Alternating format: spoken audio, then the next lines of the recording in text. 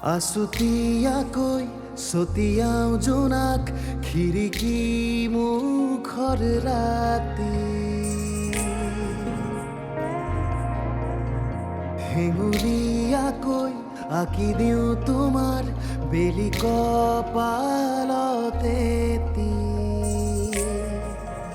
মোৰ স্বপ্ন মোৰ শব্দ পৃথিৱী সামৰি তুমি অৰ্থ তুমি ছন্দ মোৰ এই গান বিয়পি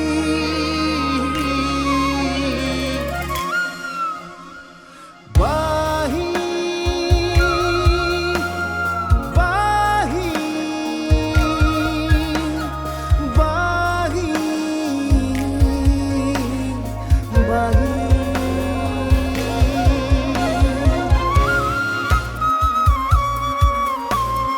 ধূলিয়ৰি বাটেৰে কোনোবা শেষতে তোমালৈ গৈয়ে থাকিম নেদেখা নদীৰে কোনোবা ঘাটতে তোমাকেই শুনি থাকিম বাহি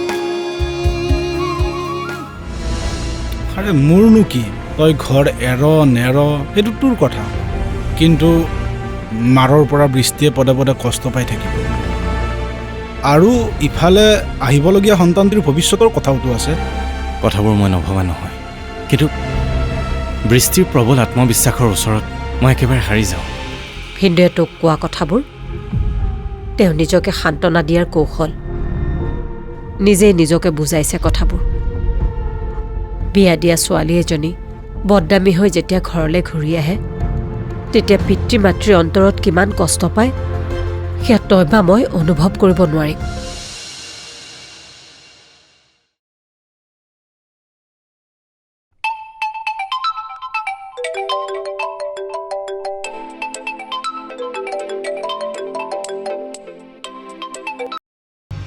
হেল্ল' অনিলি ভাইৰে কাজিয়া কৰিছে বাচ্চাবোৰ মালিকৰ লগত বাকী বিচাৰিছিলে দিলে কাজিয়া কৰিছে তই আছোন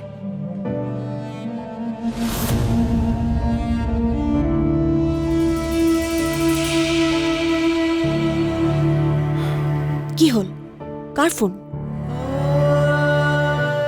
ঋষিক লৈ মই বৰ বিপাঙত পৰিছোঁ বৃষ্টি মই কি কৰিম কি নকৰিম একো ভাবি পোৱা নাই সদায় ক'ৰবাত নহয় ক'ৰবাত কাজিয়া কৰে মাৰপিট কৰে তুমি জানা বৃষ্টি মই এইবোৰ একেবাৰে ভাল নাপাওঁ এইবোৰে মোক বহুত কষ্ট দিয়ে মোৰ ভাইটিটো এনেকুৱা কৰাত মই বহুত দুখ পাইছোঁ আপোনাৰ মনৰ অৱস্থা মই বুজি পাইছোঁ কিন্তু এনেধৰণৰ পৰিৱেশ সি নিজে সৃষ্টি কৰি লৈছে আৰু অপ্ৰিয় হ'লেও সত্য এই সকলোবোৰৰ বাবে দায়ী কিন্তু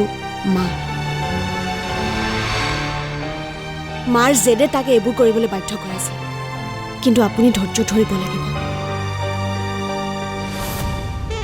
সি পোৱা ভাৱবোৰে তাক এদিন হ'লেও ভাবিবলৈ বাধ্য কৰাব কিন্তু সেই দিনটো কেতিয়া আহিব বৃষ্টি মোৰ বৰ অসহ্য লাগিছে বৃষ্টিৰ কাৰণে মই মোৰ নিজৰ কাম ঠিকমতে কৰিব পৰা নাই খাব পৰা নাই শুব পৰা নাই বৰ অশান্তিত আছোঁ এই অশান্তিবোৰে কম দিনৰ ভিতৰতে শান্তি আনিব আৰু সেই শান্তি একেবাৰে স্থায়ী হ'ব কেৱল আপুনি ধৈৰ্য ধৰক কিমান ধৈৰ্য ধৰিম আৰু আজি 3 মাহে তাৰ কোনো পৰিৱৰ্তন নাই কোনো শুধৰণি নাই কেৱল য'তে ত'তে সি লগাই ফুৰা য'তবোৰ মই ভাঙি গৈ আছোঁ এনেকৈ মানুহ থাকিব পাৰেনে ইমানখিনি হোৱাৰ পাছতো ভাল হোৱা তাৰ কোনো লক্ষণে দেখা নাই মই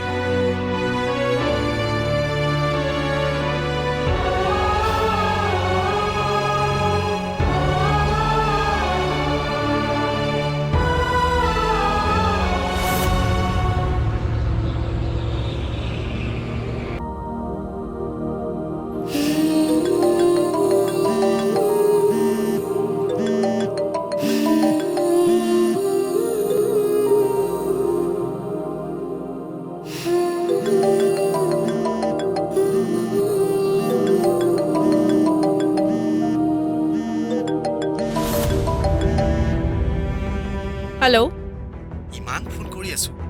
ৰিচিভ কৰা নাই খবৰ ল'বৰ বাবেহে ফোন কৰিছোঁ এতিয়া মই বিজি আছোঁ পিছত ফোন কৰিম ৰ'বাচোন ফোনটো নথবা প্লিজ তোমাক মই ডিষ্টাৰ্ব কৰিব বিচৰা নাই এবাৰ মোৰ কথাখিনি শুনা কওক তুমি মোক কিয় এভইড কৰি আছা মই বুজি পোৱা নাই এবাৰ লগ কৰাত তোমাৰ আপত্তি কি এবাৰ লগ কৰাচোন অলপ কথা পাতো কথা পাতিবলৈ মোৰ অলপো ইণ্টাৰেষ্ট নাই আৰু মোৰ মনো নাই তোমাৰ সকলোবোৰ কথাই মই জানো তোমাৰ বৰ্তমান জীৱনত কি ঘটি আছে সেই সকলোবোৰ বিষয় মই ভালদৰে জানো তোমাক মই সহায় কৰিব বিচাৰোঁ তুমি কি গোটেই জীৱনটো এনেকৈ থাকিবা নেকি তুমি এতিয়া এনেদৰে অকলশৰে থকা বয়স নহয় মই তোমাক এটা নতুন জীৱন দিব বিচাৰিছোঁ অকণমান সময় দিয়া মোৰ লগত কথা পাতা কি জানিবা এই বিষয়টো লৈ আপুনি মোক আৰু ডিষ্টাৰ্ব নকৰিলেই ভাল পাব আৰু এই বিষয়টো লৈ মোৰ কথা পাতিবলৈ অলপো ইণ্টাৰেষ্ট নাই আৰু মোক কেতিয়াও ফোন নকৰিব আপুনি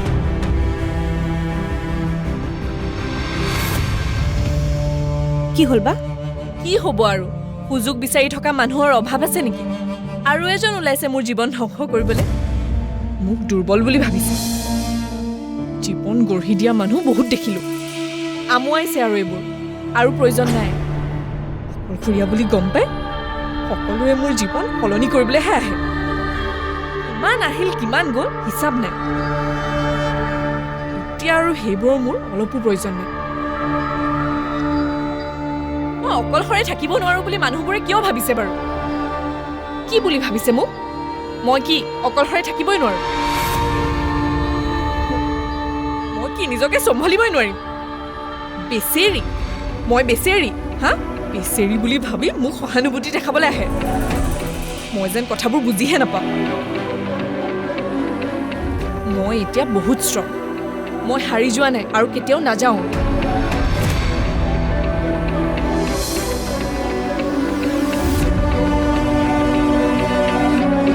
তাৰমানে তুমি মোলৈ ৰৈ আছা মোৰ কথা চিন্তা কৰি একো লাভ নাই মা মই বৰবাদ টোটেলি বৰবাদ তোৰ হৈছে কি কচোন তই কিয় এনেকুৱাখন কৰিবলৈ লৈছ আমাক অশান্তি দি তই শান্তি পাৱ নেকি ঋষিয়ে নিজৰ ভুল বুজি পাইছে এতিয়া নিজকে সলনি কৰিবলৈ চেষ্টা কৰিছে সঁচাই মাহী সঁচাই খবৰটো শুনি যে মোৰ কিমান ভাল লাগিছে সুবাসন আৰু ঋষিৰ সংসাৰখন আকৌ গঢ় লৈ উঠক মনে প্ৰাণে তাকে কামনা কৰোঁ সিও এতিয়া বুজি উঠিছে যে নিজৰ সকলো বাদ দি আনৰ কথা মতে চলিলে কি অৱস্থা হয় বাহি বাহি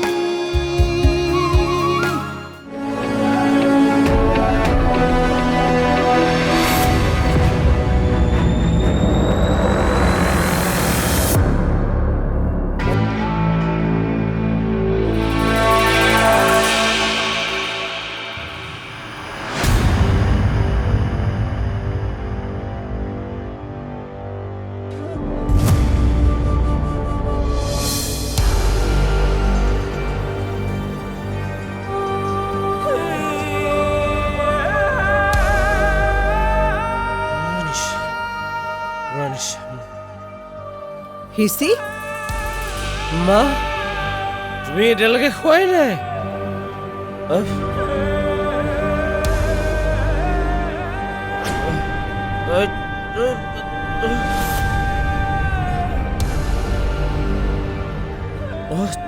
তাৰমানে তুমি মোলৈ ৰৈ আছা মোৰ কথা চিন্তা কৰি একো লাভ নাই মা মই বৰবাদ টোটেলি বৰবাদ তোৰ হৈছে কি কচোন তই কিয় এনেকুৱাখন কৰিবলৈ লৈছ আমাক অশান্তি দি তই শান্তি পাৱ নেকি শান্তি শান্তি শুনিবলৈ ভাল মা কিন্তু মই জানো শান্তিত আছো কেনেকৈ খাইছো কেনেকৈ শুইছো ক'ত কি কৰিছো কোনোবাই জানো খবৰ লৈছে চব স্বাৰ্থপৰ তই কি ক'বলৈ বিচাৰিছ কচোন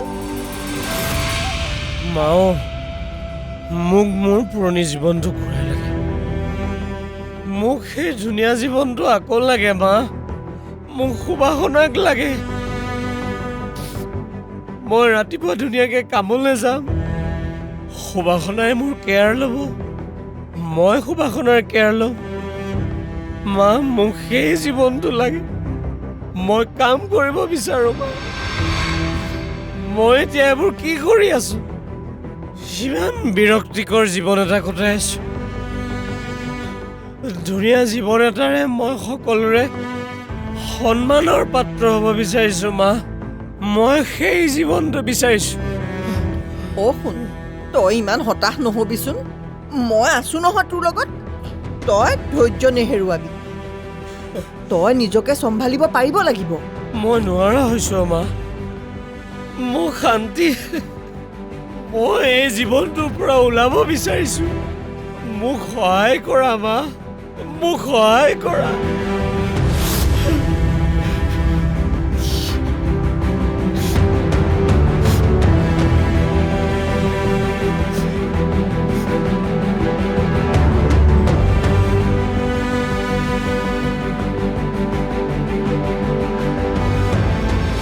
কি খবৰটো শুনি ইমান যে ভাল লাগিছে, তোক কেনেকে বুজাও? আমি এই খবৰটো শুনিবলৈকে ইমান দিন বাট চাই আছিলো জান। তই অকণমান ধৈৰ্য ধৰ, সকলোবোৰ ঠিকেই হ'ব। বেয়া সময় বেছি দিনলৈ নাথাকে।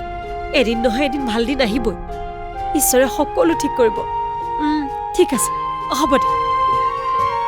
ককনা এটা বৰ ভাল খবৰ আছে। ঋষিয়ে নিজৰ ভুল বুজি পাইছে। এতিয়া নিজকে সলনি কৰিবলৈ চেষ্টা কৰিছে। সঁচাই মাহী? সঁচাই। খবৰটো শুনি যে মোৰ কিমান ভাল লাগিছে। সুবাসন আৰু ঋষিৰ সংসাৰখন আকৌ গঢ় লৈ উঠক। মনে প্ৰাণে তাকে কামনা কৰোঁ। সিও এতিয়া বুজি উঠিছে যে নিজৰ সকলো বাদ দি আনৰ কথা মতে চলিলে কি অৱস্থা হয়। ঈশ্বৰে সকলোকে কৃপা কৰিলেই হ'ল আৰু। তাকেইতো মাহী।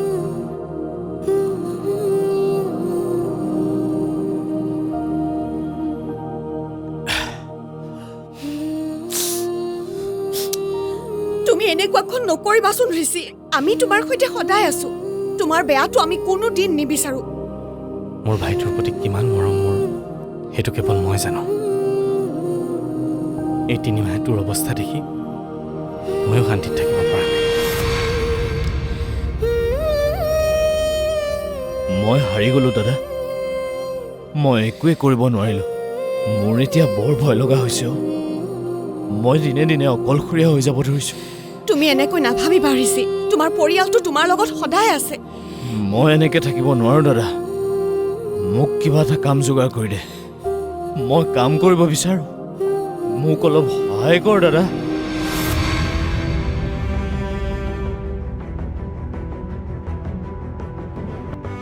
তোৰ এই পৰিৱৰ্তন দেখি মোৰ কিমান ভাল লাগিছে মই তোক বুজাব নোৱাৰোঁ।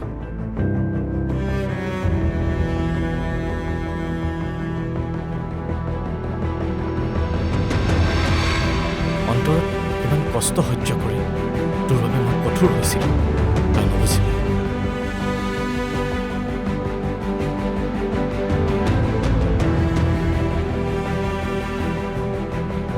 কেৱল এই দিনটো চাবৰ বাবে মই আশাৰে বাট চাই আছিলোঁ। তোক যেনেকৈ নহওক মই সহায় কৰিম। মই তোক কাম বিচাৰি দিম, তই একো চিন্তা নকৰিবি। তুমি সলনি হলে সুবাসনা আকৌ তোমাৰ ওচৰলৈ আহিব। মই তাইক বুজাম। তোমালোকৰ ভাল হোৱাটো, তুমি সলনি হোৱাটো আমি মনে প্ৰাণে বিচাৰোঁ। কেৱল মনটোক স্থিৰ কৰা, শক্তিশালী কৰা। দেখিবা সকলো ফালৰ পৰা সকলো ধুনীয়া হৈ আহিছে। মই ভাল হ'ম বৌ। মই কাম কৰিম। সুবাসনাৰ সৈতে মই ধুনীয়াকৈ থাকিম। মই এনেকৈ থাকিব নোৱাৰোঁ বৌ। মোক সহায় কৰা।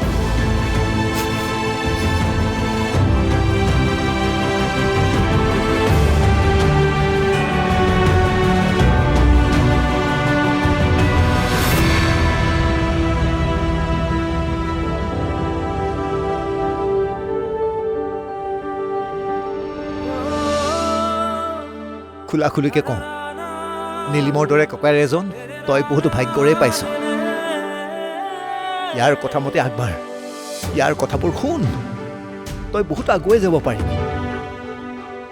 এতিয়া মই বহুত কথাই বুজি পাইছোঁ দেউতা। জীৱনটো মই বেছিভাগ সময় ভুলেই কৰিলোঁ, কিন্তু কথাবোৰ মই এতিয়া বুজি পাইছোঁ। মই কাম কৰিবলৈ মন কৰিছোঁ।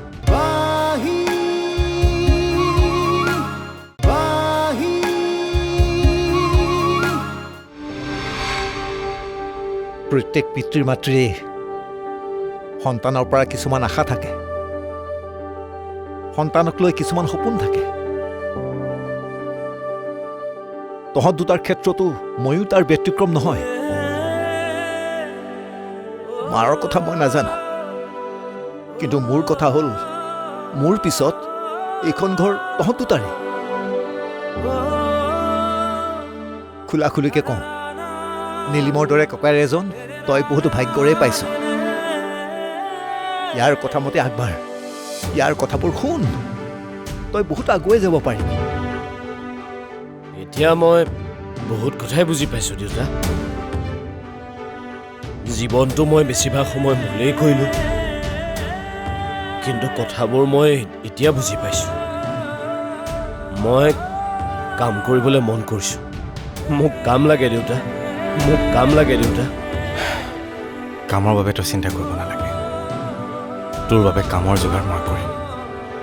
হয়তো কামটো সৰু হ'ব পাৰে, কিন্তু সেই কামটোকে যদি তই মন দি কৰ, তাতে তই উন্নতি কৰিব পাৰিবি।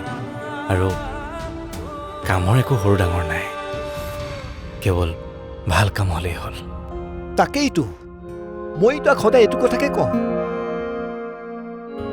তই কাম বন কৰি যোগ্য হোৱাৰ লগে লগে সুবাসনা আকৌ তোৰ ওচৰলৈ আহিব। আৰু এনেকুৱা উলট পালট মানুহৰ জীৱনত হয়েই। কিন্তু নিজক বুজি পাই নিজক শুদ্ধি কৰাৰ চেষ্টাটোহে আচল কথা। আজি তই বুজি পাইছ, আমি সুখী।